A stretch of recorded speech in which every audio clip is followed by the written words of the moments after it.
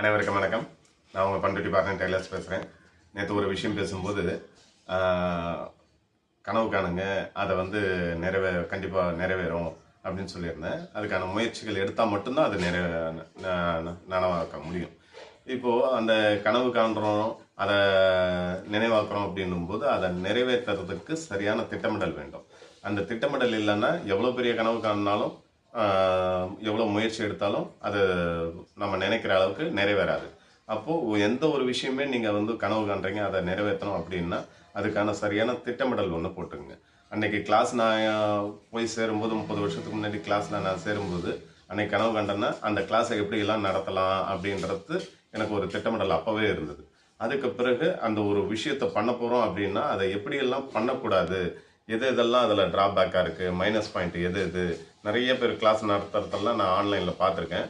இதை எல்லாமே நாங்கள் என்ன பண்ணோம், அதுலேருந்து எங்களுக்கு தேவையான விஷயங்களை எடுத்துக்கிட்டோம். அதே மாதிரி அதில் எது சரியில்லாத விஷயங்கள் அப்படின்றத நாங்கள் கேதர் பண்ணிக்கிட்டு ஒரு கிளாஸை எப்படியெல்லாம் நடத்தக்கூடாதுன்றதை தான் நாங்கள் முதல்ல முடிவே பண்ணோம்.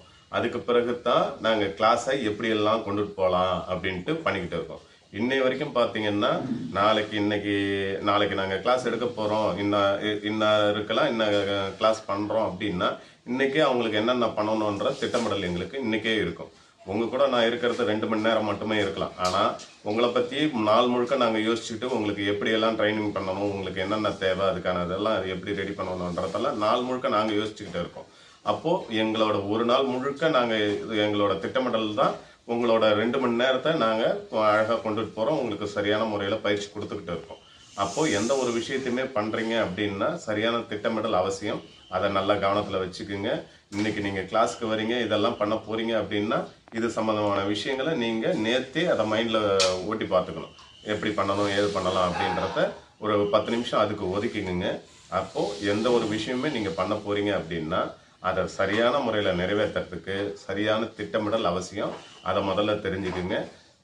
சரியான திட்டமிட்ட ஒரு காரியத்தை பண்ணுறீங்கன்னா நேரம் வீணாகாமல் உங்களால் அந்த காரியத்தை கரெக்டாக பண்ண முடியும். அதை புரிஞ்சுக்குங்க. ஓகே, நன்றி, வணக்கம்.